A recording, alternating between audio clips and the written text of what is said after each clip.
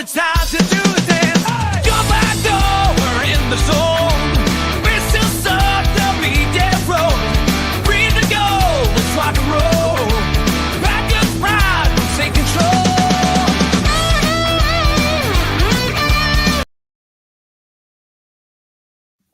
What is up, everybody? Thank you for tuning in. This is the Matt Ramage Show. I'm joined with Jimmy Christensen. He's been down in whiskey for the last 6 hours, so we're gonna see 7. we're gonna see how this show goes. But shout out to Jimmy. But before we get into Jimmy, before we start talking to Jimmy, we're gonna talk about. Big shout out to the sponsors of this show. We're talking about Quick Trip. We're talking about Nicolay Law. But Quick Trip, you come to the game this season, or maybe you live here and you're going to go fishing. Whenever I do, I work at 4 in the morning, so I get to Quick Trip about 3 most mornings, and there's already like boats lined up. So if you're fishing, apparently that's a spot to get all the stuff you need, maybe beer, water, all the stuff. I don't know people, I don't fish, but I know that they got the stuff that you need because a lot of boats there. But check out Quick Trip. They got the hot spot, they got the beer, they got the ice, they got the brats, they got the cheese. If you're tailgating or barbecuing or whatnot, but if you're coming through Wisconsin, you need a gas station, you need some food, clean bathroom. Check out Quick Trip, and big shout to them for being a great sponsor, and also Nicolay Law. If while you're on your way to Quick Trip, you get like some D-bag T-bones you or something, you get hurt in an accident, it's not your fault, you're missing work, Nicolay Law is going to take care of you. So check out nicolaylaw.com. Russ and the whole crew over there has got the hookup for you. But there you go. So Nicolay Law, Quick Trip, great sponsors, appreciate you. And Jimmy, how's it going? Good, dude. Good. Like you said, whiskey, 7 hours. Sorry to my employers. No, I'm good, man. I did pack a day earlier today. Now I'm on with you. It's been a fun day. Got a tattoo today, so I'm thriving.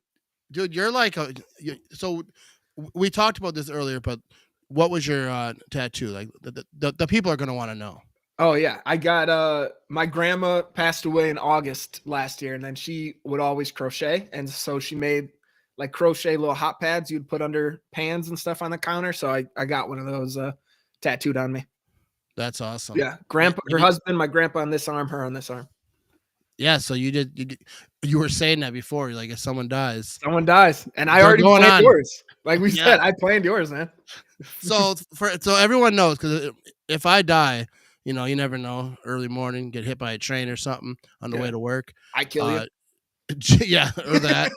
I doubt you will, because Jimmy's gonna tattoo my face on his neck. Yeah. If I die before he does, and I ain't gonna lie to you, it's a big maybe, dude. Maybe. That's gonna happen. Pretty sure I'm older and a lot less healthy than you are. So you just said I've been downing whiskey for 7 hours. I don't know if I can say healthy after that. Yeah, but you're still healthier than me. It's gonna happen. I'll pick the picture later on. But anyways, we'll go out together. We'll plan it. I got you. We'll talk after the show. Yeah, we'll plan it. Like after I get like the disease that takes me down, that's when we'll go. What a start! What a start to the show. This is getting morbid. Well, big shout. Was it? That's Jasmine. Jasmine in the building. What's up? How you doing? Thanks for tuning in. She's awesome. But all right, so let's talk about some Green Bay Packers stuff. You know what I mean? I got a few notes here, and obviously people can hammer the chat, and we'll talk about whatever you want to talk about. But I actually prepared, because I've been down here drinking for a good 7 hours. Not whiskey. I've been drinking some Pabst Light. You know what I mean? Absolutely. Choice of champions. Yeah, dude. Ooh, that they could put that in a shirt. We're gonna sell that to them. But be sure to hammer that chat, people, and we'll get you in here. But so let me ask this. Let's just jump right into this thing, talking about some Packers stuff. Yeah. And most of these topics are ChatGPT. I ain't gonna lie. There we go. I will say this about ChatGPT, because I feel like everyone, like I see it on Twitter, and like my wife kind of talked about it. People use ChatGPT, and then they call it out. They're like, that's AI. Like, well, I'm not hiding it. Most of my titles are ChatGPT, because I'm not smart enough to think of good titles that actually tell like what we're doing here, right? My titles are always like, me and Jimmy are talking Packers. Like, it's like so vague. It's like, all right, but what are you talking about, bro? So I throw that thing at ChatGPT, and it puts out better titles, I think. And I'm not ashamed of it. Yeah, it's a starting point too. Then you have like a base, and you could change what you want to change. Yeah, and I'm doing it for you. I'm doing it for the viewers, for the listeners, to have a little bit better. You know what I mean? It's Yeah. better than me. Especially titles. But anyway, so let's get into this thing there, Jimbo. Biggest offseason win for the Packers. What move this offseason will end up being the most important for the Packers? It doesn't even have to be this season. It could be just long term for the Packers. What did the Packers do this offseason that is going to propel them to another level? Yeah, so I have one, and it's going to be more so for next season. We'll see down in the future what that holds. But for me, moving Elton Jenkins to center, you're taking someone that obviously Swiss Army knife on the offensive line. He's played right tackle. He's played left guard. He's gone in at center for a couple plays before. He's played all over the offensive line. But having someone that's kind of a solidifying force at the center position, we haven't had since Corey Linsley before he went off to the Chargers. Having someone there at the helm of that unit, being able to call protections out and help that unit out, I think is going to be huge. I think it's going to make a bigger impact than fans expect. And that's the reason we brought in Aaron Banks at left guard, to have another veteran there. I know there's some mixed reviews on it, but it's a going rate for a starting left guard. We paid into it. Rasheed Walker is a very serviceable starter. Jordan Morgan might be going for that spot this season or next season. So I think Jenkins going to that center spot, bringing in Banks, bringing in Belton. It's going to make a unit that was okay last season, probably one of our strengths. And we saw with the Eagles last year. Saquon Barkley is a good running back, but behind an offensive line, he was an incredible running back. Josh Jacobs was dominant last year, top 3 running back in the NFL. Put him now behind an improved offensive line, and I think sky's the limit for him on just increasing what he did last season.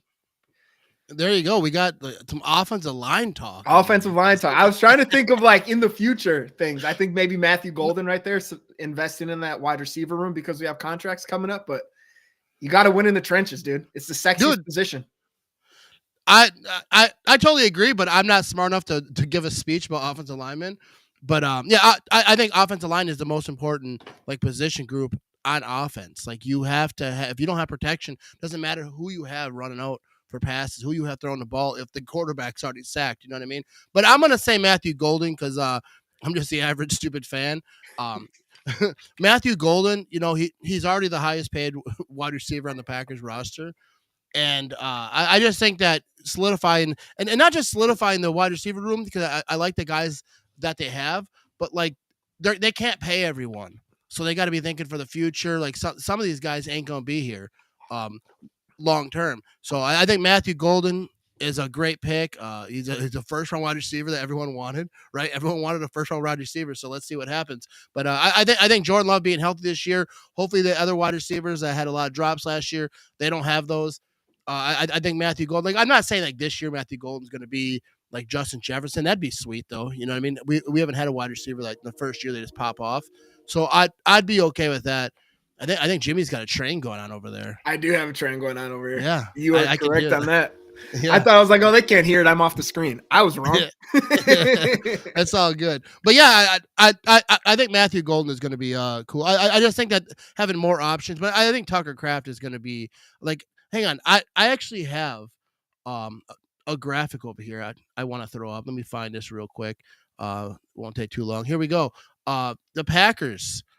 Now I got to take that chat off there. What is that? So people can't see that. All right, so we got Packers rookie wide receiver Matthew Golden is now set to enter the season as Green Bay's highest paid pass catcher by average annual value. Matthew Golden, $4.39 million this year. Christian Watson's at $2.39. Luke Musgrave, $2.11 million. Jaden Reed, $1.8. Hardman's going to be 1.5. Tucker Kraft, 1.38 million. That is why I wanted to bring this up. Then you got Romeo Dobbs at just over $1 million. And then Wicks also just over $1 million. But Tucker Kraft, $1.38 million dollars he's making. And I think that he might be versus the value that I believe we're going to get from Tucker Kraft versus what he's being paid. I think he's the steal of the season. If he does what I and a lot of other people think that he's going to do, because I feel like Tucker Kraft is set to ball. I think that they know what they got in him. They're going to game plan for him getting the ball. Obviously, they want to get the receivers involved, but and then you have Musgrave. I feel like they can spread the ball out really good. But I think Tucker Kraft is a steal for what he's getting paid this year. What do you think? Yeah, no, I'm with you, dude. Tucker Kraft, he stepped up big last year. We expected Musgrave to still be kind of 1A at tight end. Going into the season, I know Musgrave got hurt and missed a lot of time, but even that first game, dude, like Tucker Kraft outsnapped him by a huge amount. And it goes down to him being a complete tight end. Obviously, we've seen he's a weapon in the passing game. That long touchdown against the Rams, that great catch, a better throw by Jordan Love against the Texans, going right past that safety, jumping in there, little fingertip catch. Like he's a weapon in all facets of the game.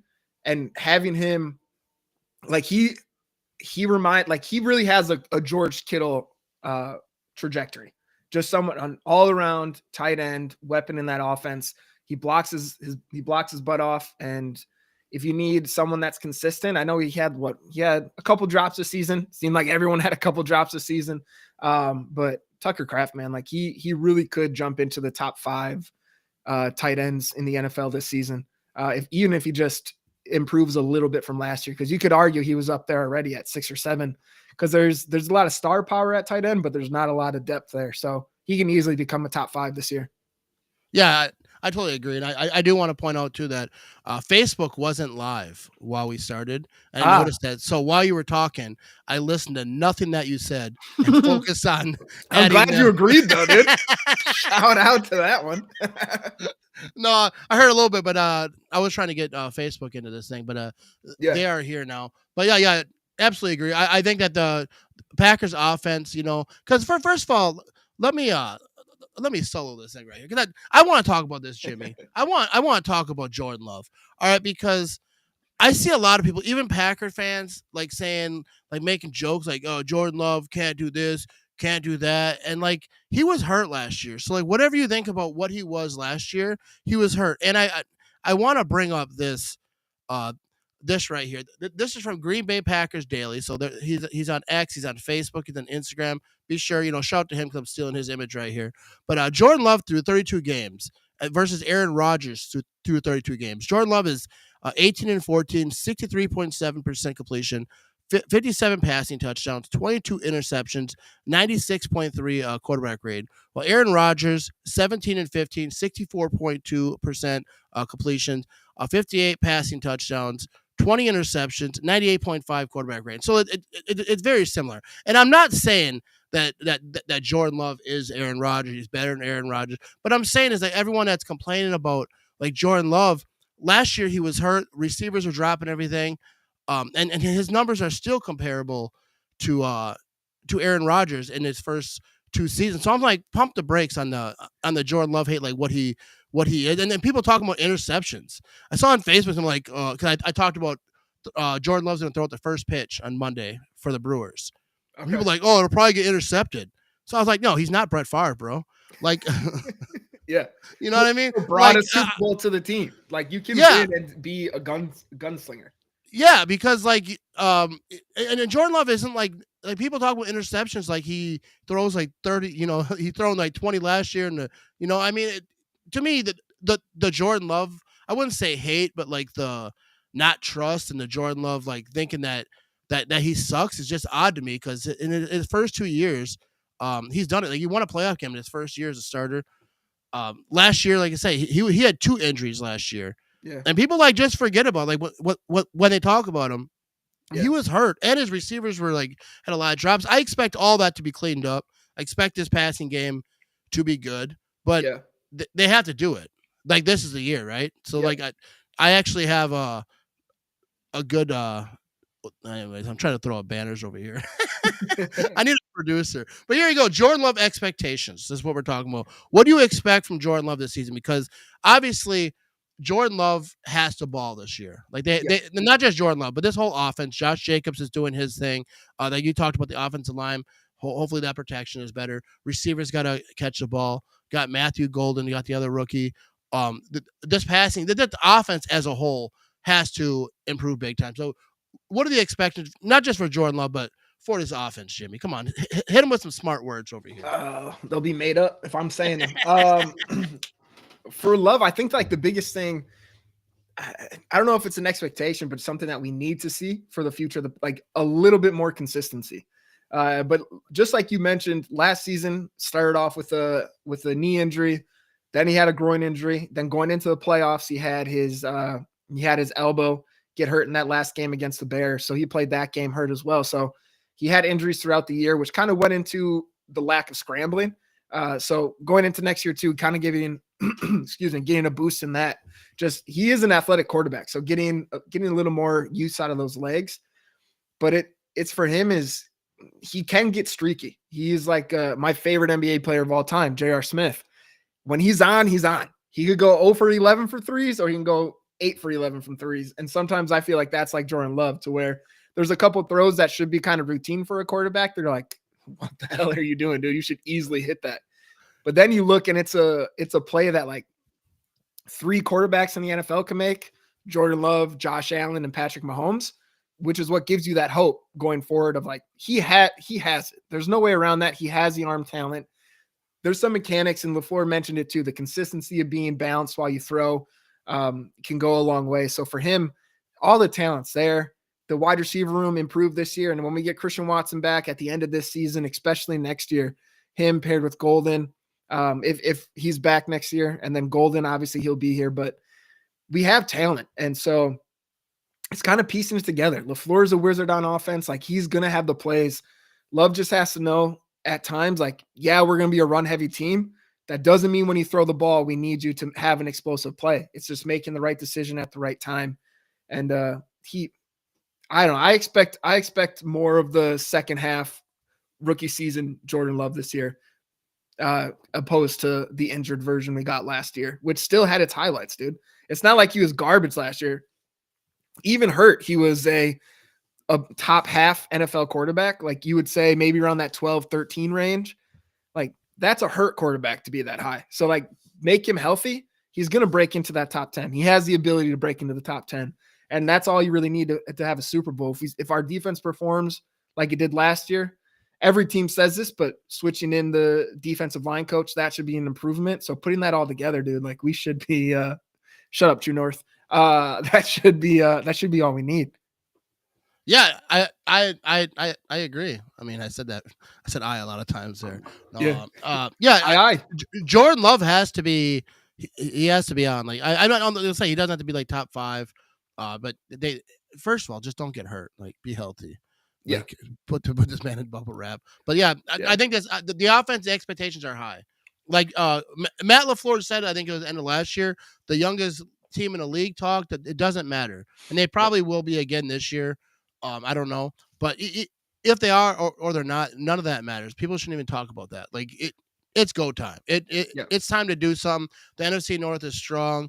The Lions are doing their thing. They have a new offensive defensive coordinator, so we'll see. Like, if they stumble, like, I hope they do. I think about it at night sometimes. Hell yeah.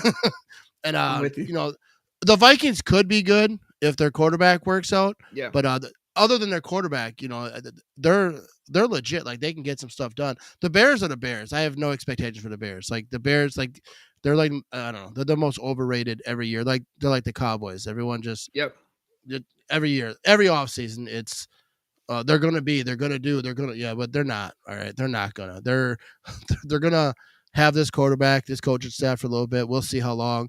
If they last more than 4 years, then they prior, did something right. But that's kind of the trend, that they just kind of like to fire people and 100%, dude.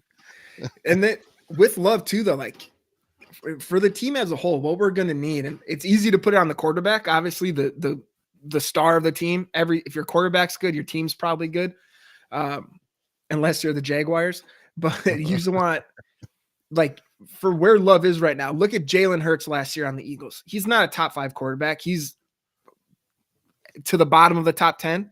Like, you can clearly win a Super Bowl, but then what you need for that is other positions to step up and be dominant in that group. So we'll need offensive line to have a big jump this year, which it definitely could. And then we just need other players to step up as kind of top in that range. We have, like, you look at this team, Josh Jacobs and Xavier McKinney are maybe the only 2 on our team that are like top 3, top 5 at their position. Xavier McKinney, you could argue, was the best safety. Josh Jacobs is probably behind Saquon Barkley. Somehow Derrick Henry's still doing it. Bijan Robinson, you can maybe put in the conversation, but you're going to need other players to step up and get in that top 5 at their position group to to really make that splash in the playoffs, unless Jordan Love turns out to be a Mahomes or Allen. But unless that happens, like other players have to make a leap this year. Yeah, and I think the Packers' offense isn't designed for like a superstar quarterback to carry you, because Yeah. like the Packers have seen how that went. We Mhm. had Aaron Rodgers. You look at all the years after the Super Bowl, they had a superstar quarterback. The defense was weak. Like you need a solid quarterback who can run the offense, Yep. and you need a defense, you need an offensive line. You need tools around them. You need a complete team. Yep. And to the Packers, so many years they were like a special teams fluke away from doing some stuff. We don't want to talk about that because we get depressed. It's a happy show. It's a happy show, Jimmy. But like, what I think is what you need is because you know that Jordan Love's going to do it. So you know Josh Jacobs. Like you know, name like the top 10 players on the Packers roster. You know that they're going to do their thing. You need like the guys underneath. Yeah. Like you need Wicks. You need, and I'm not saying that Wicks ain't whatever. He's like a nobody, but I'm saying that the guys who are whatever. And so let me ask you this. This lead to a question. Right. Who's the most underrated player on this roster right now? Like, who's a guy that you think people ain't really talking about, or maybe they talk about him a little bit, but who's a guy who's not that super stratosphere who you think is gonna pop off this year and do something special? Ooh. Pop off. So I have two people on defense come to mind. One's not a pop off, I think, but he's underrated to me. Is going to be Keyshawn Nixon. Like, dude gets a lot of hate for some reason on Packers Twitter. Is he a top corner? No, he's not. He's not the top corner. Like, it is what it is. But he's not like a garbage, should be cut from the team like a lot of people were saying last year. He's in position a lot. He does his role. We saw last year he was able to move from that nickel spot out to the outside corner. He'll probably be there again this year, even with Jair if he's on the team. Like, having those two, and you have Hobbs in the middle. So like, Nixon is a player that he is a very serviceable starter that people give a lot of hate to, but he's definitely underrated. He does his job. He does it well a lot of the times. He's in position. Is he the best? No. Is he going to be the reason you lose games? Probably not. Like, he has to kind of get a little less hate. Dan Whelan's another one. Dude's a weapon at punter. But pop off this year. We saw it a little bit last year. It's very consistent for a rookie, but Evan Williams at that second safety position next to McKinney we saw flashes last season. I think if he gets consistent playing time, stays healthy, last year he had some injuries towards the end of the season, but he's just a smart player, man. Like, he's where he needs to be. He's by the ball. He makes the right play, and he's a good tackler. So having Evan Williams and McKinney back there, you have Bullard who's going to come in, maybe depending on injuries at that nickel spot. If there's a dime package, like, he'll be on the field as well too. But Evan Williams, man, coming in, later draft pick than Bullard, solidifying that starting spot at safety. Sky's the limit for that kid. Like, he could really be, or we could have one of the top safety duos in the NFL if he keeps on the path that he was last season, and just normal improvements as a player gets older. So he's someone I'm really excited to watch this year. Yeah, I like that, and I agree with all that. That's my answer too. No, but I'll say like one guy, because like it's hard to say underrated, because like the first thing I was thinking about was Tucker Kraft, but everyone's talking about Tucker Kraft. Everyone expects Tucker Kraft to like the ball out this year, I feel like. So I'll say Quay Walker. I think Quay Walker's a guy that a lot of like he gets a little bit of hate too, because he had some mistakes early on in his career. I feel like people don't forget about it, but I feel like he's a guy that goes 110% like all the time. He's flying all over the place. Mistakes, obviously, he's had some, but he's a dude that I'm like rooting for hard. I hope it works out. And I usually don't talk about like linebackers because what do I know, Jimmy? A lot. You know? I don't know, but but that's a guy, and like Nixon, like you said, a lot of people, people on social media though, they generally, like, if 80% of them really don't know what they're talking about. And I'm not acting like I do, because I'm one of the 80%. But like, some people are they're just hateful just to be hateful. Yeah, like they just don't like a guy, and then they'll like drag him at every opportunity. I feel like Quay Walker, because like he made some mistakes early on, like the whole bumping into people or whatever that was. But he's a guy that I hope he balls. I hope everyone has to eat their words. And like I was watching like last year, and he was all over the place. Yeah, so, he was one that I was considering too for my answer. Like Quay Walker is a good pick because he is like Edgerrin Cooper has more splash plays, but like athletic wise, they're very similar. It's not like Cooper's a bad Walker's a bad athlete. He's phenomenal, man. And it was even Devondre Campbell. I know he has his woes now with the Packers, but he was saying too, just getting him not to think as much and just play free. And he could be not a top guy. I'm not going to say that, but again, sometimes a serviceable starter at your linebacker 2 next to Edgerrin Cooper, who seems to be ascending. Like that's really all you need. And Walker, he's versatile too. He's seen him rush the pass. When he blitzes, that man is a piss missile coming to that offensive line. So no, I'm with you. That's a good pick. Yeah. So I seen Matt LaFleur was over on up in Adams, Kay Adams show, whatever. Yeah. I forget what it's called, but she does such a good job. Oh, I didn't see the whole thing, which I plan on doing, listening to the whole thing, but he was, I forgot what he was saying. When I started this, I had something, but I forgot what. No, I think it was a Matthew Golden thing. Talking about Romeo Dobbs was in there, kind of like Romeo Dobbs kind of lifted up to be a leader. It sounds like. I forget the exact quote, so I won't even say it. But what do you think about Dobbs though? Because I think a lot of people were talking about him. He was talking to Matthew Golden. Yeah. Do you see Dobbs as who's going to be the leader out of the wide receiver? Christian Watson is going to be hurt for the first part of the season. Who do you see as like being a guy that can help Matthew Golden, these young guys, because they're all pretty young? Yeah. So yeah, who do you see as like the big brother who's going to try to help the other guys, or are they also going to help each other? Yeah, that one's tough. Like we have Mecole Hardman, obviously new to the Packers, but like the old head in the locker room at this point, obviously has had his success, won a Super Bowl with the Chiefs, been around Mahomes, been around a winning organization. So being in that room right now, I think is going to be a benefit just on kind of not keeping the young guys in check, but just helping them through some of the nonsense that's going to come with the NFL. So I would say Hardman, if he makes the team, is going to be definitely a resource there. But now thinking about like out of that group, Dobbs does seem like the most likely candidate to step up. He is older. I see Rick put Reed be the leader. Like Reed is another option. He is one that going into this year, I don't read too much into his agent, Drew Rosenhaus, talking to the Packers and putting that out there with Schefter, his buddy. Drew Rosenhaus is an idiot and a pain in the butt. Yeah, I think Dobbs seems like an old soul in a young man's body. Like he is destined to be that like crabby guy on his front porch yelling at kids. Like I feel like that's already where he is right now. He's just kind of that older, mature guy. Obviously he had his own stuff last season, but I could see Dobbs doing it. And like a weird one too is, I don't know, man. I think Malik Heath is not like a star player on the team by any means or a top receiver, but Malik Heath seems to be like a team.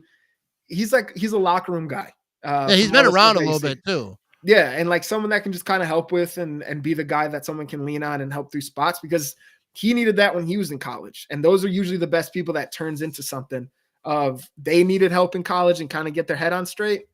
They're able to kind of grow and help other people as they come into the league that he's had experience with now. So I wouldn't underestimate Heath being kind of behind the scenes locker room glue that people don't realize. Yeah, I think so. Like you don't have to be like the absolute superstar, best receiver in the world to be a leader. If you were there first and you've seen some stuff, you can have some good thoughts. But I want to get to a comment from Iowa Joe. He's over here trying to spread hate. He said Classic Reed. Joe. He said Reed scares me. If they actually had to talk to him and his agent to reassure him, that's a problem. Like I don't know like what all happened there. But I think a lot of stuff that happens isn't because the players like whatever. I think sometimes it's the agents and that it's just for show. I don't know what it is, but I think Reed can be the guy. I can't imagine that Reed like they drafted a wide receiver and he's worried. Like I don't think he's worried.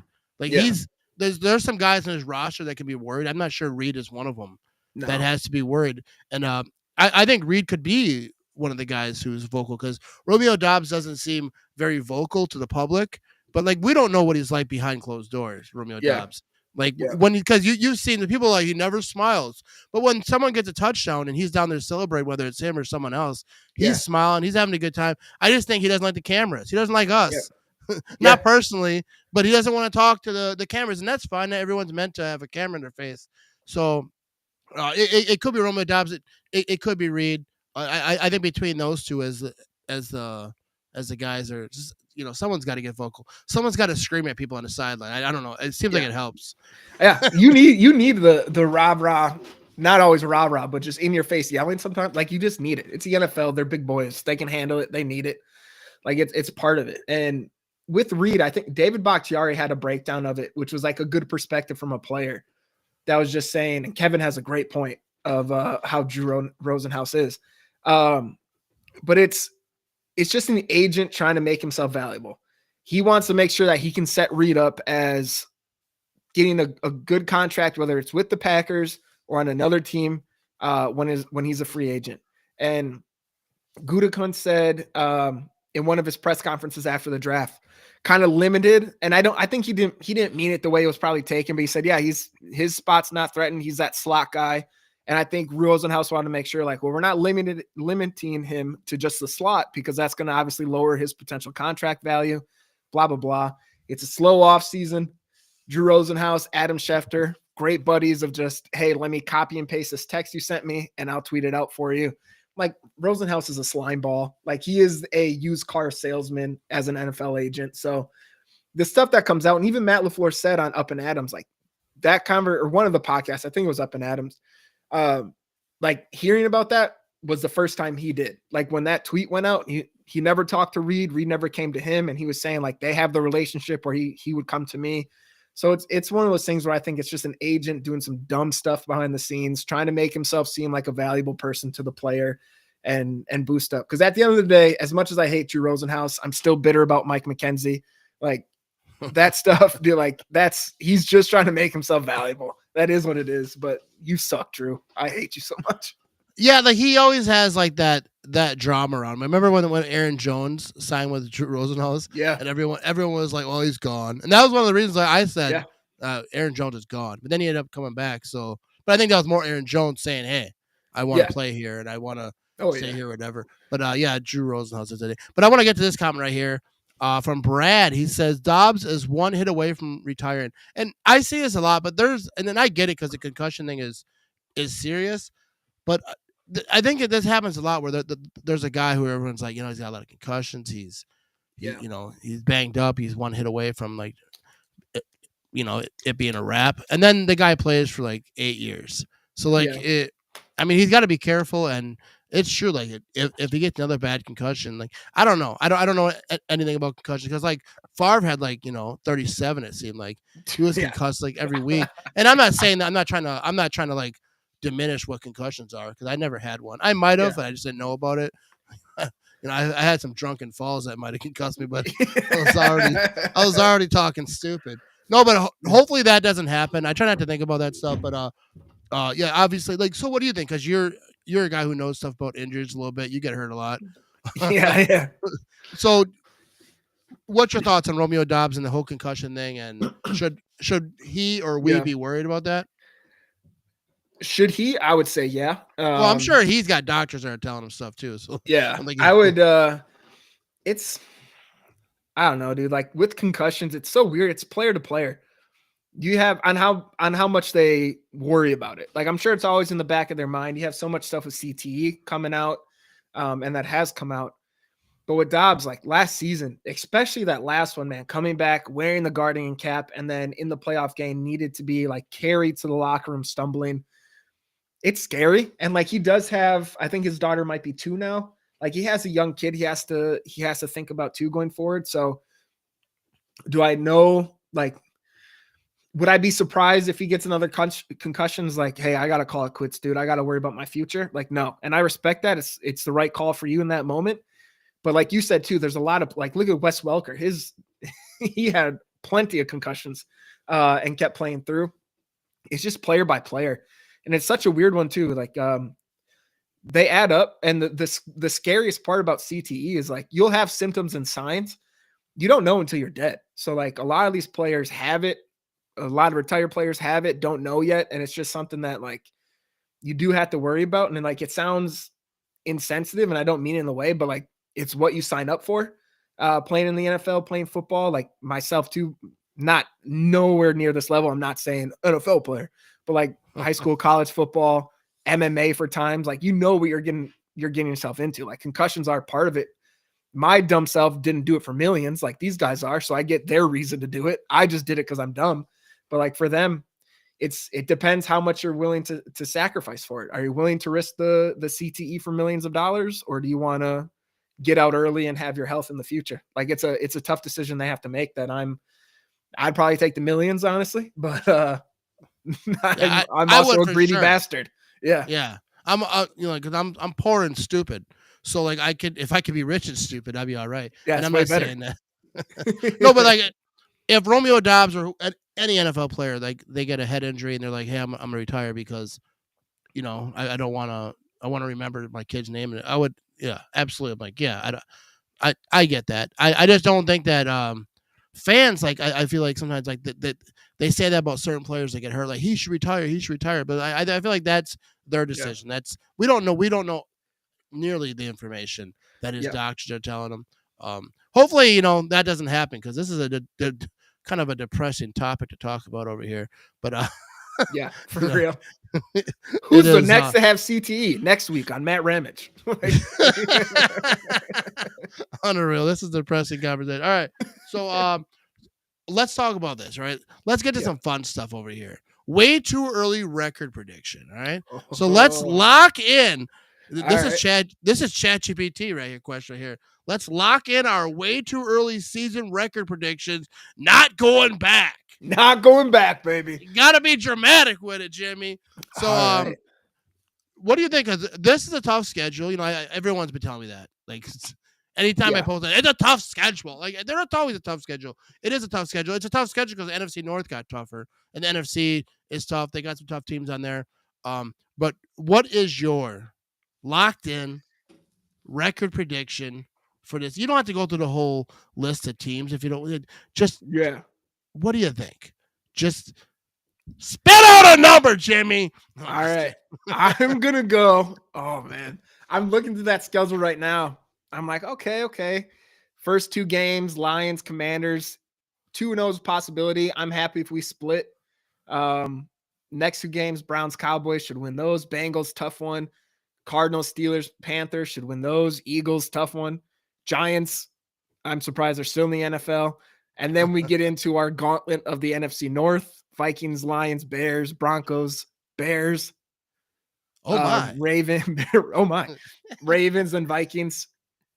I think 11-6 is. I'm gonna go with 11-6. I could see us. The division's tough. I never read too much into losing a division game. Like, what do we have? The Ravens might have lost to the Browns last year. I feel like a Browns team steals a game they should never win against a division rival. It's such a weird one because like those, even when the Lions were god awful, I've said this multiple times, like even when they were terrible, they still somehow played us tough.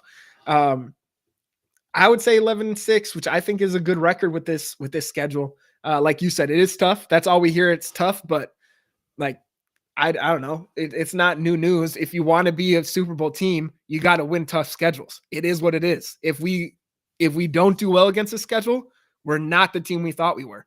It is what it is. Like, it's a wake up call then. But man, it's 11-6. I think I hope Rick's right. Damn, I should have said that. But yeah, I think 11-6 is our number.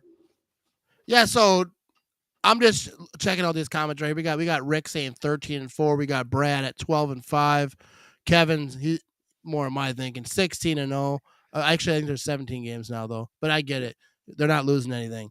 I think 12-13 wins is like where they're going to be. I think it's where you have to be. Like this NFC North is going to be tough.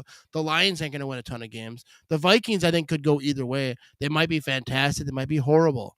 I don't think they'll be horrible because I think the team around him is good. But if your quarterback is just struggling and he can't, which I hope so much, Jimmy, that's the case. I've never rooted against anyone more. Nothing personal to McCarthy, but I just want his team to be really bad at football. But I think 12-13 wins because I think the Packers know that too. Like they know they can't, with 11 wins like in the NFC, like I think that gets you in the playoffs, but like they have to come to play. And like you're always going to lose to some teams you shouldn't lose to, but I always feel like good teams then will win some games they maybe shouldn't win on paper, right? Like they're gonna Yep. maybe they sweep the whole division, right? Let's just talk about like you don't have to because I see like Viking fans were celebrating, they got the parade going because they swept the Packers. I forgot that even happened, but Viking fans say in my comments reminded me. But I think that uh it doesn't really matter. Like I think that they'll sweep the Bears. I do believe that. And that's not like a big thing to say, but the Bears beat the Packers for the first time. They're talking nonstop. They get a new coach. He's throwing shots at Matt LaFleur for some reason. I think Matt LaFleur is going to have those boys ready to play when it comes to the Bears. It's But a yeah, shot.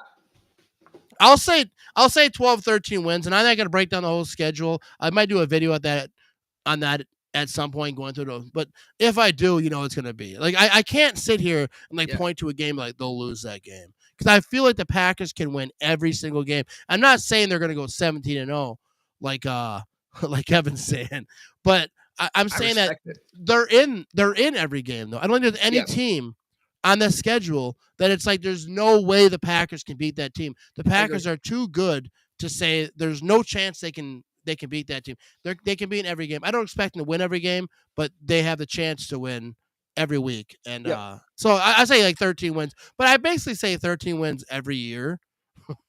That's fine. Because I feel like that's a good number. Yeah. I said the bad luck number. Maybe I should start saying 14. Yeah. Or pull a Kevin and say 17. You might as well if we're going 14, you might as well say 17. Yeah. If I make a video breaking down the schedule, I will. I've done it before, and people got mad. They're like, "You're an idiot, delusional Packer fan." Rah, rah, rah, rah. But it's like, yeah, delusional for sure. But I'm here for it. Yeah, you don't always. What do you got? I was looking at that schedule, like 3 games though that I think are going to be a little more important than. I don't know if it's talked about. It has to have been talked about already. If my dumb self is talking about it, but those non-division games like the Cowboys, Eagles, and then also even this is why I should remember Cowboys, Eagles, and Cardinals. Those 3 like non-division, those are all Eagles are going to win that division, I would assume. Like maybe the Commanders continue their success from last year. But we have to make sure we're doing well against those teams that might also fight for that wild card spot if we don't win the division. So the Cowboys are probably looking at a wild card spot. You have the Cardinals in the division. Man, the NFC West is all up there. So you don't know with the Rams. The Seahawks are who knows right now, trading away Geno and bringing in Darnold. That's a big question mark. But the Cardinals made a lot of improvement. So it's really making sure those 3 games, like if it comes down to wild card tiebreakers, and like you mentioned too, 11 wins should get you in the playoffs, but with an NFC that seems to be improving a lot lately and having divisions like the NFC North and the NFC East that have multiple teams that are going to be fighting for those playoff spots. I should say multiple good teams fighting for those playoff spots. It's going to be crucial that we win those games in the event that for some reason we don't win the NFC North. We have to make sure we have those tiebreakers. So those ones are going to be kind of, I don't want to say must wins because every week is a must win pretty much, but we got to make sure we get those.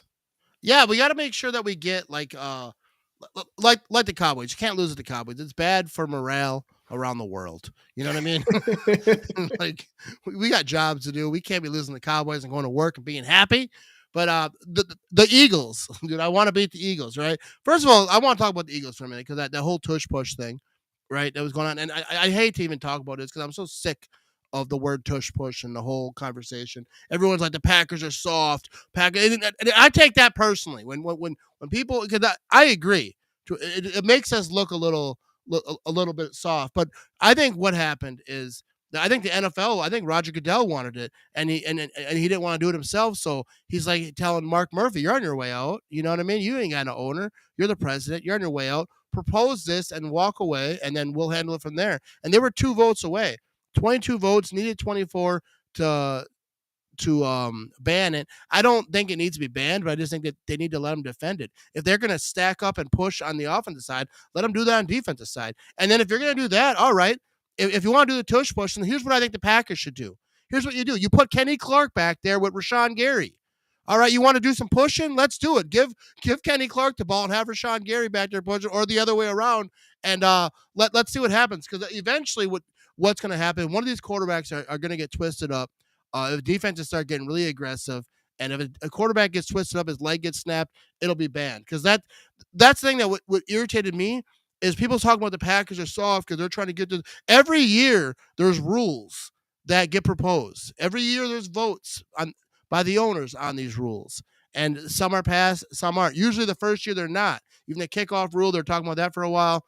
I think eventually this will get banned, and hopefully no one gets hurt. I don't want no quarterbacks to get hurt, but that's why the Packers, when they do it, they use Tucker Kraft, because they're like, we're not putting Jordan Love and just like smashing our quarterback to try to get a first down. I think that, but like Jalen Hurts does it good.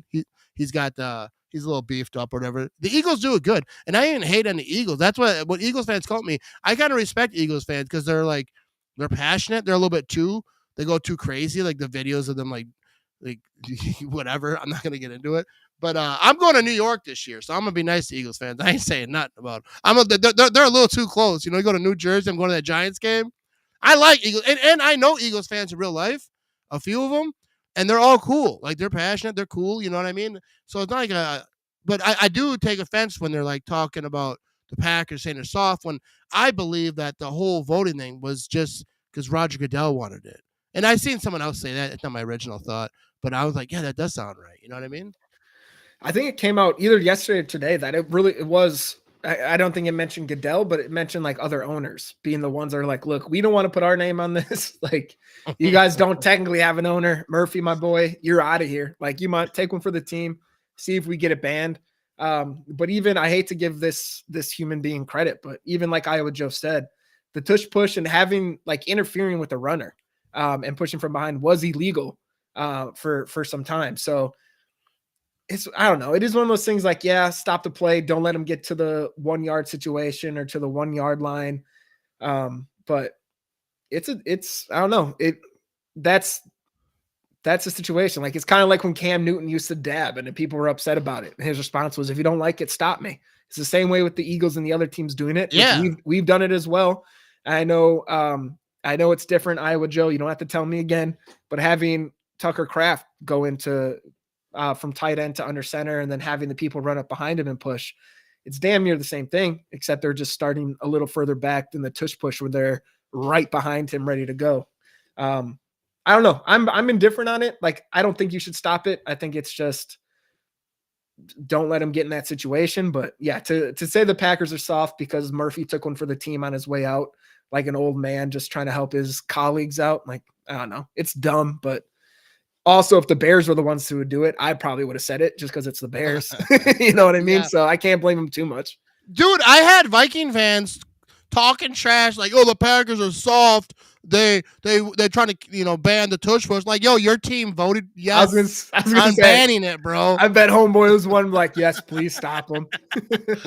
Like, yeah, I'm not for like banning plays because teams aren't doing well against it. But then I think, well, how can we use that? Like, I would put defensive players. I would put like do Kenny Clark or whatever team you are, biggest guy that's physical that can actually move.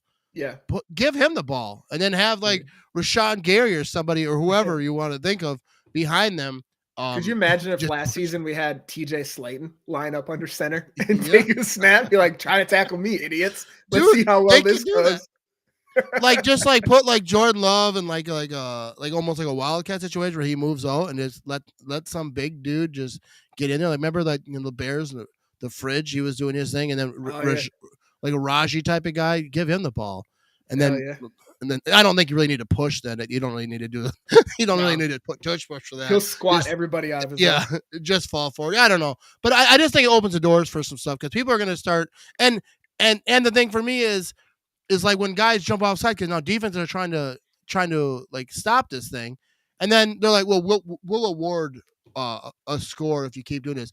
The day the NFL awards a free score, I swear I'll stop watching. I'll shut down all my channels.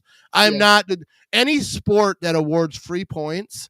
on a Yeah. penalty is soft and stupid, and it's just, and with gambling being involved, it's just moronic.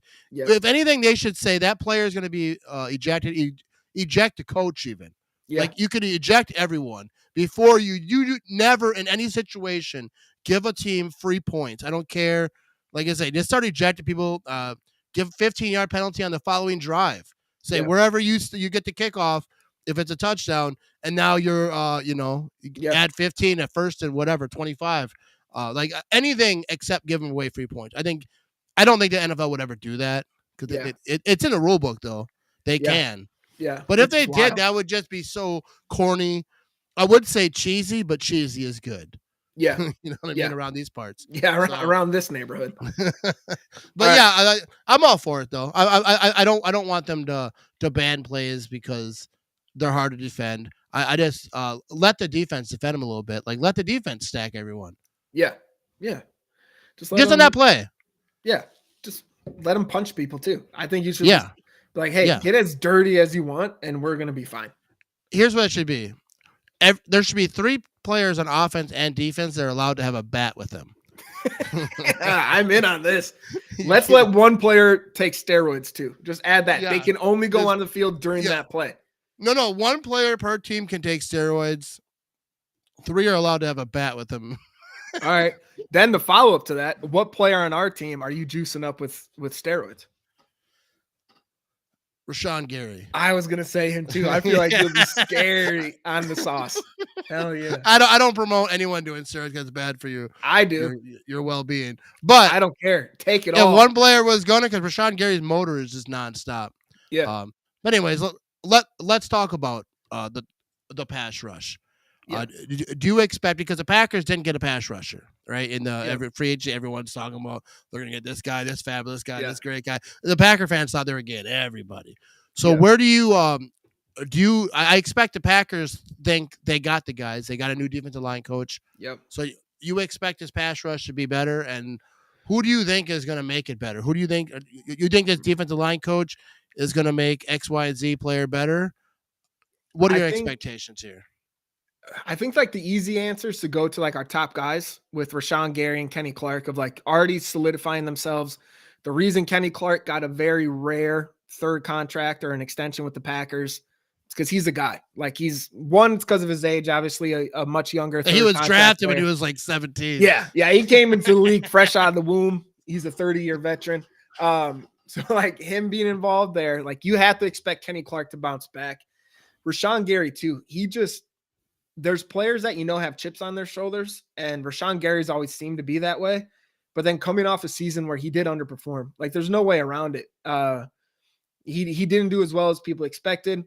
And there is an adjustment going from a 3-4 to a 4-3.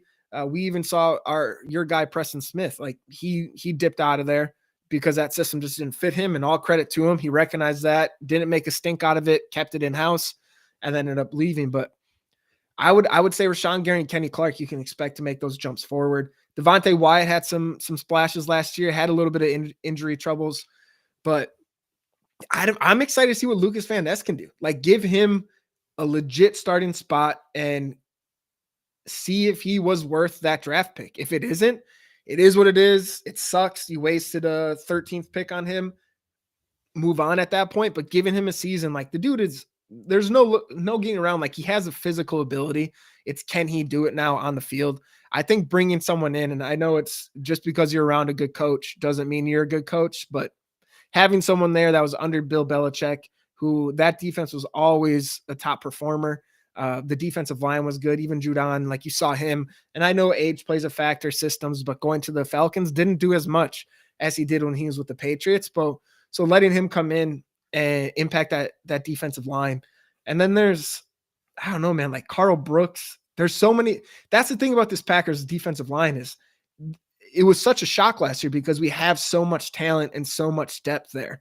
I hope Sorrell, the player that everyone's going to love out of this draft, who happened to be in Green Bay when he was drafted, being another kind of weapon, and another player too last season that he didn't get a lot of games. He came in after Preston Smith, really, but Brandon Cox Jr., dude, like he had 4 sacks and really only playing 7 games. I think he had maybe like Yeah, maybe like 3 or 4 tackle for losses. I'm a child, dude. You cannot do that to me. I like having him in there. Like he's someone too. Like he was much better. He should not have gone undrafted, but kind of like Malik Heath, just did dumb stuff in college. Who hasn't? I've gotten tickets. I've had my Dude, I've done dumb stuff. I didn't go to college. yeah, I've done dumb stuff last week. So you can't blame a 22-year-old. I'm doing dumb stuff right now. It's like we have so many pieces there that could step up, and you don't need them to step up into huge superstar roles. But if you look at Rashawn Gary, if he takes his leap, it's just one step forward for him. It's being a Pro Bowler. Van Ness, it's being fringe Pro Bowler. It's being a solid starter. Like I don't even need to jump to Pro Bowler. Being a solid starter. Kenny Clark, for him, it's all pro is what you expect. Like he can get to that. It's just those one step forward for some of these players is all this defensive line needs. And then even like Iowa Joe put in there too, Colin Oliver is another one that in the pass rush, especially he might not be a down to down guy, but someone that can come in, give that energy, bring that speed and try to make an impact. I think it was Justice Mosqueda. I could be wrong, but I don't know, man. Like we don't gotta. That's the past, Iowa Joe. He hasn't been kicked off the Packers, so I don't care about that. It's just, no. Cox had his problems, but for Colin Oliver, like he's going to be a player that in the preseason, Justice was saying like is going to shock some people with his motor and his ability to get to the quarterback, which might make people, my dumb self included, probably think he's better than he is. But just someone again. All you need on some plays is a spark. And if you have players in the depth that can come in when a starter needs a break and provide a little bit of a spark, like you just need that sixth man, bringing in NBA terms, to just be that guy that can give you some solid reps and then go back to his role. Like sometimes improving your role players is what you need to go from a playoff favorite to a Super Bowl contender or to a Super Bowl favorite. Like you just need some players to take one step forward. It doesn't have to be giant leaps, but those increment improvements over time, man, like it's a big thing. Yeah. And Iowa Joe was pushing out negativity in his comments. I know, I'll dude. say that I know it was an accident putting that last one up. I like Iowa Joe, but listen, he's been good for us. He stayed out of trouble. I'm not gonna. That's whatever. the thing though. Like in college, like I don't even know what he did, and I don't even care. I mean, unless it's like something horrible, but obviously it wouldn't be on the Packers if it was something to the next certain degrey. But like you say, kids in college or something. It wasn't Cam Newton or something like stole a laptop or something, or it was accused of it. Or I think there was I'm not trying to dirt on his name. I like Cam Newton. I'm not trying to trash his name. Or even like Jameis Winston and the crab legs stealing that stuff. Yeah, like there's stuff that players do. You don't know the situation around it, like how it happened, whatever. But like also, who hasn't pocketed something at a store one time in their life? Dude, when I was a kid, I used to steal pens, right? I did. I used to steal just pens. On the street like, hey guys, you want some ballpoint pens? Whipping up. Dude, I think I was just like, I was really young. This was like, 10 years old or whatever. And then like I think they found out. Someone found out, told my mom. She went to my room, like opened a drawer, and there was just like 100 pens in there. She's like, "What are you writing, a novel? What's going on?" I had to go back to the store and apologize, bring all the pens back, and it was just like I was like learning to steal, like a little klepto. But pens were like all I went for because it was like easy. But my point is like I didn't steal forever. I hate thieves, but like if someone makes a mistake, whatever. They shouldn't be judged their whole life unless they steal from me. Yeah, then they can burn in hell. Yeah, no, there's levels to it. I don't think that a college mistake, which to a certain degree, like obviously there's degrees to it. You shouldn't be judged your whole life for it, like especially if it's just regular stuff that a lot of people do. But a lot of it too could be. It doesn't even have to be like criminal stuff, but just bad attitude, bad player in the locker room, which. The college is such different environment than the NFL. Like college is young boys pretty much all fighting for a spot to live out their childhood dream and make it to the NFL. But then when you get to the NFL, like you're in there with grown ass men. You know what I mean? Like you have the Kenny Clarks in there that are going to put you in check. You have you have more role models that can kind of teach you like, look, dude, this is what we do in the NFL. You're butthurt about it. suck it up and figure it out, or you're going to be the next Kingsley Keke and be off the damn team.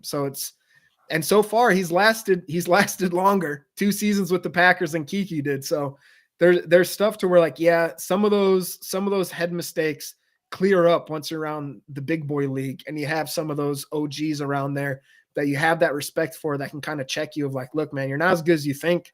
If you even want a chance to make a second contract that a lot of players don't get, you got to get your head out of your butt and you got to step it up. And we've seen that turn around a lot of players in the NFL, man. Like you're in college, you're the top, you're being the top guy from your high school, going into a program where you're not anymore. You have to figure out that adjustment as you're still trying to work to your childhood dream, like helping so many of your family members, so much pressure on you. Like I would have cracked and folded day one, let alone making it through.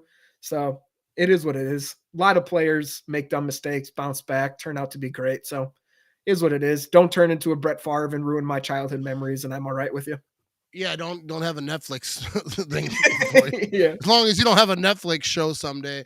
But yeah, I forgot what I was gonna say. That, but yeah. So let's just move on. I think we're almost done anyway. So can I ask you a question? I forget. Yeah, ask me. All right. 2028. Packers included. NFL players can play in the Olympics. Oh yeah. What is one Packer player and then one NFL player you would want on that Olympic team? I think, Christian Watson, he can run. I think that Matthew Golden can also run, but he's a rookie. We haven't even seen him play. So, and I think I've seen the Packers talk about they made a post, if you weren't an NFL player, what would you do? I think Christian Watson is one of them that said he would be an Olympic runner. Yeah. So, I off the top of my head right now, I'd say Christian Watson.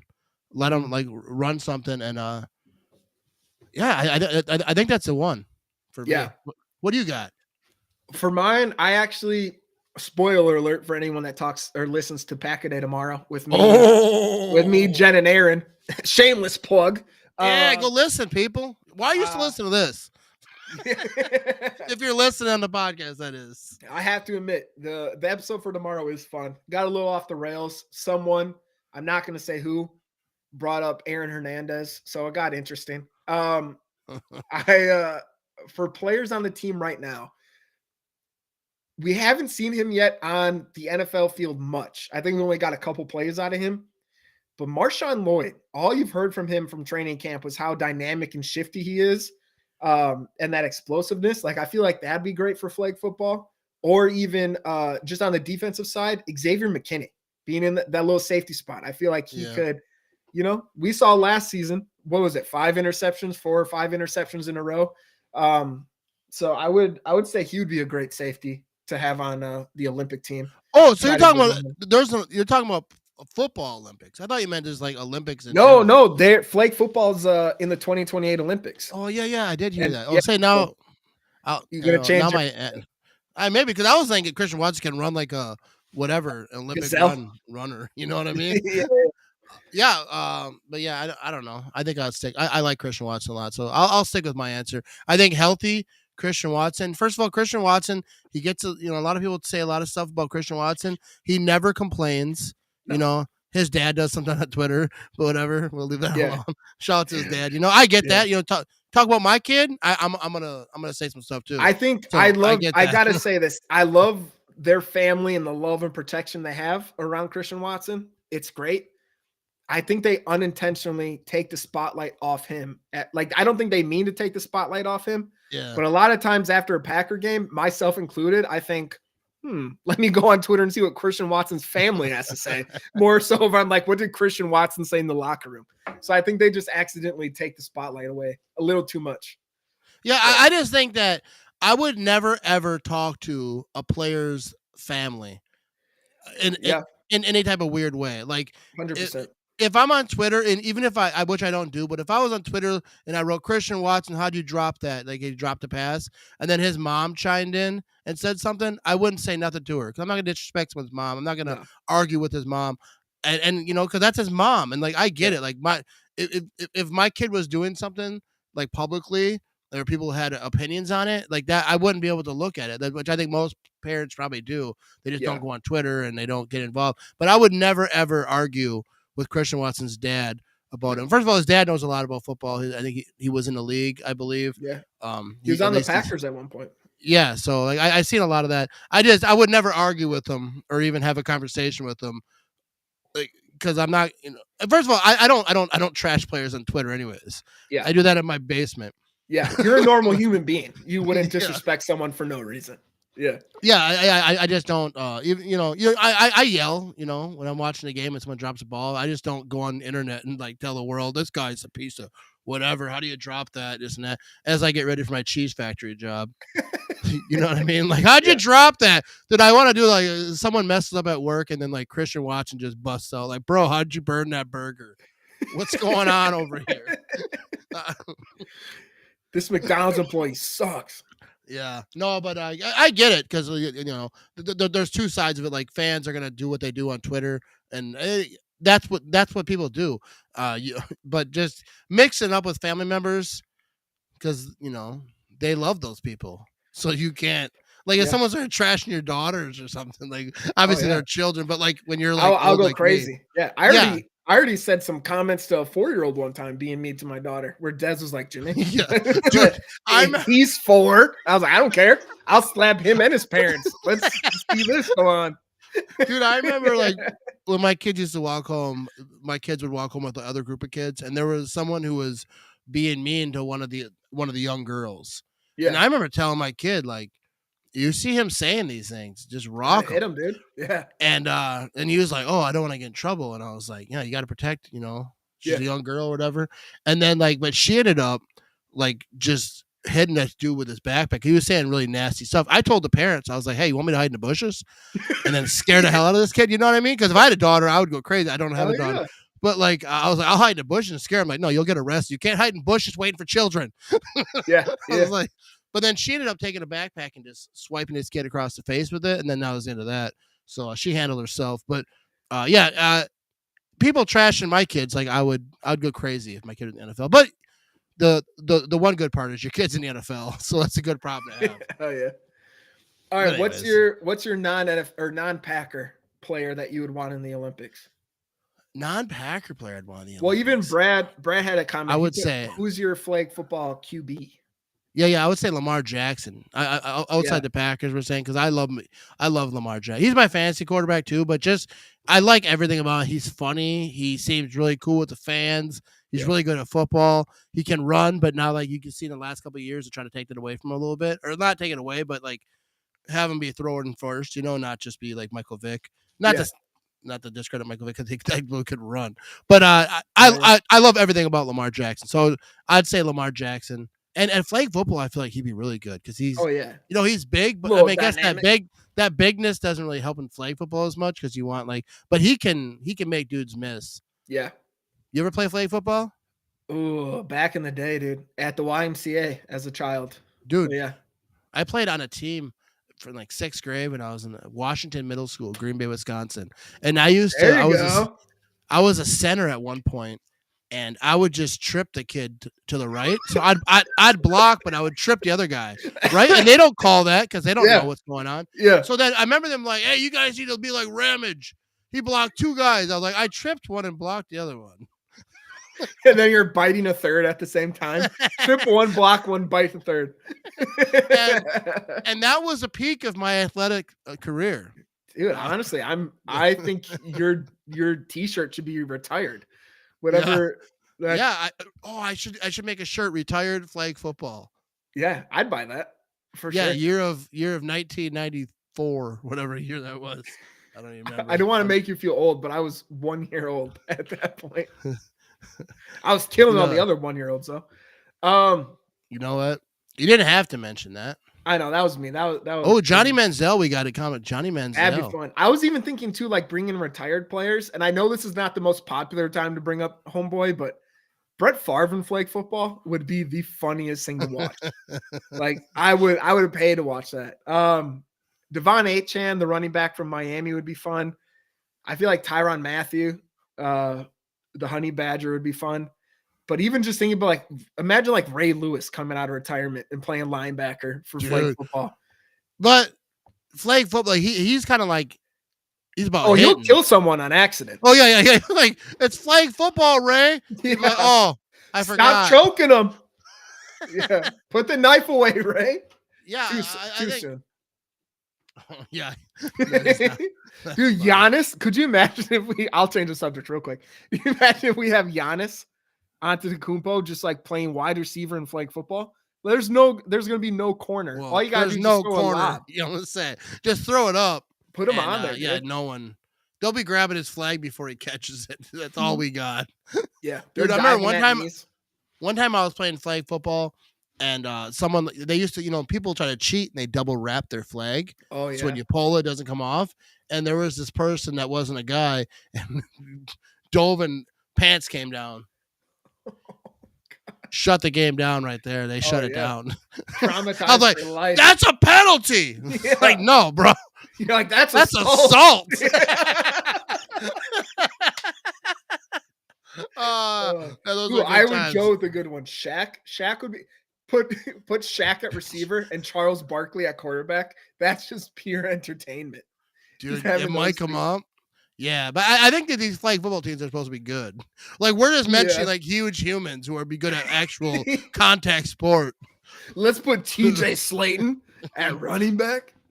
Yeah, no, that would be I actually am excited to watch. I hope it goes better than the breakdancing did this year at the Olympics and it like actually stays in 2032. But I'm actually excited for flag football. Do you think the Olympics are changing a lot? They got flag football going on now. Do you think any like quarterback, because even in the Pack-A-Day episode, again, spoiler alert, it was either Aaron Alice or Jen. I'm not gonna lie, don't remember her last name. It starts with a K. They mentioned like, what if Tom Brady was just like, look, I could come back and play flag football. Do you think they would welcome that, or do you think they would try to bring in someone else? No, like, because even you bring in the OGs of it, like that'd be fun for us and probably better than anyone Spain throws out there. Well, I mean, if you're gonna have like an OG flag football, but like if you're gonna have the current people, I feel like there's someone. It's flag football that they can't tackle them. So like, I feel like they got options in the league right now, and I like Tom Brady. I'm just not dragging Tom Brady, but like I think if it's the current dudes, there's enough dudes. Like you've had your time, Tommy. Yeah. All right. You've got 7 Super Bowls. You know what I mean? Let Lamar have some fun. Yeah. We're talking flag football. I don't think that but I do think it'd be cool to have 2 like current players and then like retired players, or even Joe Montana. Dude, he's still gimping around out there somewhere, right? Yeah. Imagine Ocho Cinco at wide receiver. Oh, Ocho Cinco would kill in flag football. Oh yeah, bring in T.O. Just okay, so no, yeah. So we got T.O. flag football. Let's talk about this, right? So we got T.O. on one side, Ocho on the other side. Who's the quarterback? Who's the old time school quarterback of that era that we can throw in there? Because I think those 2 on both sides. I want Michael Vick, dude. I think Michael Vick. I'm having flashbacks to NFL Street Volume 1 and 2 and 3. Yeah. Having Michael Vick at quarterback, he can wall jump, do what he needs to do. Can you scramble on flag football? That's what I'm wondering too, though. Like, I feel like if they blitz you, you should be able to scramble. But I'm not well versed in this rule set, I guess, dude. Yeah. Let's assume they can. You got Michael Vick, who's able to run on flag football. You got Ocho Cinco. You got T.O. Like, bring in Marshall Falk. Get a respect that. You know what I mean? Hell yeah. Who's your tight end? That's the one I'm wondering. Tight end. Antonio Gates. That's the first thing that popped in my head because I had him in my fantasy league years ago, and it made me look smart. But, he made me look no. Good. I think he's the guy. But like someone said, what about Rodgers? I think Rodgers would be absolutely great at flag football because it's accuracy. And flag football is about like, people are coming at your flag or whatever. So you just have to get the ball to them, get Jordy out there with him, hitting the sideline passes, you can go right down the field. But that's a different era than we were talking about earlier. But yeah, dude, flag football, that'll be good. That could be. Oh, fun to Tony watch. Gonzalez. That's a good one. That's a good one. He's the tight end. Yeah. I mean, a lot of guys like Gronk, but Gronk is just like you got to have Brady with him so he knows what route to run. You know what I mean? Yeah. What if you're just And bringing, all like, love to Gronk. I love Gronk. I think Gronk is hilarious. I did, and he's so dude. People, first of all, Gronk isn't stupid. No, it's a character. That's a character. He people are like he's an idiot. And then I watch a clip of him talking about I have never spent any of my NFL earnings because Yep. I didn't know how long I was in the league. I had a roommate. It wasn't because he was like he was just saying I don't know how long I'm going to be here. And then after he realized I'm going to be here a long time, he's obviously doing right things with his money. Gronk is smart. He's just hilarious. He's funny. He's a goofball. But yeah, he'd be a good one though. But he just run. He wouldn't even know it's flip. Who? No. Bubba Franks. Yeah, just for fun. Yeah, Bubba just bring him back. Yeah, I remember playing video games with him. Bubba Franks, like Madden back in the day. Dude, it'd be I hope I would. I know they won't, but do a retired league flag football. I would watch that all day, dude. Dan Marino, like that's what they need because instead of the Pro Bowl, they should do that. I mean, they kind of did last year. They did a thing, but like they should have so many games. Just have a couple games, like just only retired people, and like only retired like for like 5 years. Gotta be retired 5 years. So like no, like barely retired. This guy retired when he was 32. Screw you, dude. You don't get to take over this game. I want to see Dan Marino throwing it up to Ocho Cinco and Theo and Joe Namath battling it out. Joe Namath. Is he still walking? I don't know. He's probably in Florida somewhere kissing reporters. Joe Namath, dude. Shout out to Joe Namath, you know what I mean? He was the original New York perv. But you know what I mean? Yeah. The torch has been passed. There's a documentary about it, but the torch has been passed. All right. What else we got? You got anything else? We're gonna wrap this thing up before no, I don't no, I think I'm fresh out of that. New York perv got me. I think I'm good. All right, everyone, check out Pack a Day podcast. When's that episode up? Yeah, so I have one coming out tomorrow. I'm on the Friday and Sunday episodes. Friday with Aaron, Alice, and Jen. Gotta learn her last name. Said it once before, forgot it. Dude, come on, show a little respect. You know, dude, for real. We're in 17 minutes in. You know she's listening right now. I am gonna look it up very casually right now. Dude, while you look that up, and I do want to give a shout out to Curtin. What is it? Jen Curtin. Kirton. Jen Curtin. She has a big white fluffy dog named Lambo. So you remember the dog's name, but no, I mean, it's Lambo. But I remembered her first name. The dog doesn't have a last name, dude. Shout out to Jen. I apologize you had to deal with this dude. But last week I had Lombardi historian on, Jack Giambroni. I don't know how to say his last name. I apologize. I'm a little bit Italian. Giving me crap. You can't even say his last name.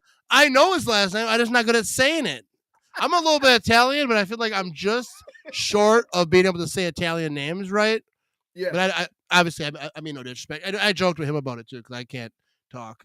But he was absolutely awesome. It was cool. So if you haven't checked it out, check my last podcast out. If you think you know a lot about Vince Lombardi, you know nothing. He's he talked about a lot of cool stuff about Vince Lombardi and his wife, and just a lot of cool stuff people don't know about. And I'm also trying to get someone on my podcast talk about the Peshtigo fire in Wisconsin.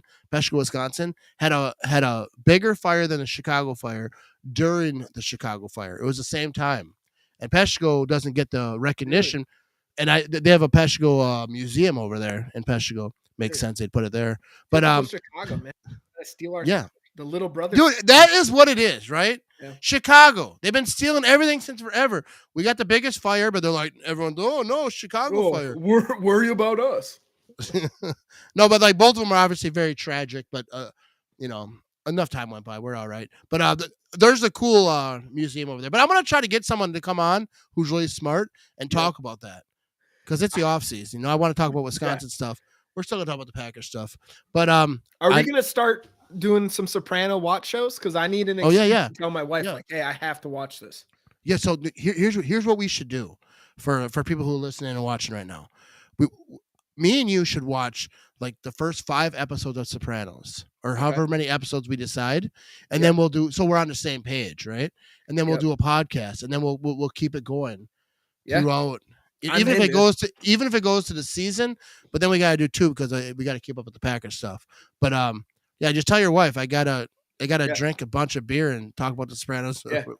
with Ramage, and then tomorrow we're talking about the Packers. I'm gonna buy a t-shirt off. I'm gonna guilt her. I'm gonna buy a t-shirt off your website and be like, he gifted this to me. I have to watch the Sopranos now. I'll Dude, trigger. give you. No. I need to be diabolical. I'm gonna Dude, if you're gonna do it right and buy 5 shirts and some stickers and a koozie. I'll buy 3 shirts, 1 crop top, 2 koozies, and 1. Hey, we have crop tops. I'm in. That's you're about to be sold out, my boy. Yeah, they're not targeted for men, but men can wear them. You know what I mean? Listen, dude, if you're not wearing a crop top, you're not trying. That's what I Yeah. have to say. I was talking about you to someone at work. I was like, yeah, I got Jimmy coming on my podcast. You know, he's a good guy, whatever. And then I just like, yeah, he likes to wear crop tops. They're like, what? And they're like, what? I remember like when I first met you, I wouldn't say first met you because I knew you off social media before that. Yeah. But I remember being at a Game in Wisconsin event. Yeah. It was like downtown. Or I whatever. bought that shirt fresh from Goodwill that day. Down by Lambeau. And I remember seeing you and I was like, all right, this guy wears crop tops. And I think we might have talked a little bit. I don't remember exactly. Yeah. But who would have known back then? Because I was talking to like Westendorf, you know, and like a lot of the guys. Yeah. And we didn't really have a lot of conversations. But now look at us. We're like 2 peas in a pod. Except for I don't wear crop tops. My belly is not crop top worthy, first of all. The only reason crop top. The only reason I started wearing them is and shout out to him. His real name's Austin Luchin. His fighting name was Funky Bird. I like that. And before his fights, he would walk out and he would buy everyone. He'd buy like these white t-shirts. He would tie-dye them himself and he'd cut them into crop tops. And when he would walk to the cage, he would wear a crop top just to be an idiot, like tie-dye tighty whities to weigh in, tie-dye crop tops to the cage, just being an absolute dork. And so ever since then, like when it's an event or something, just be an idiot, it's crop top. Like I adopted his style. You're like the Vikings. You're like the Vikings right now. I told the Vikings.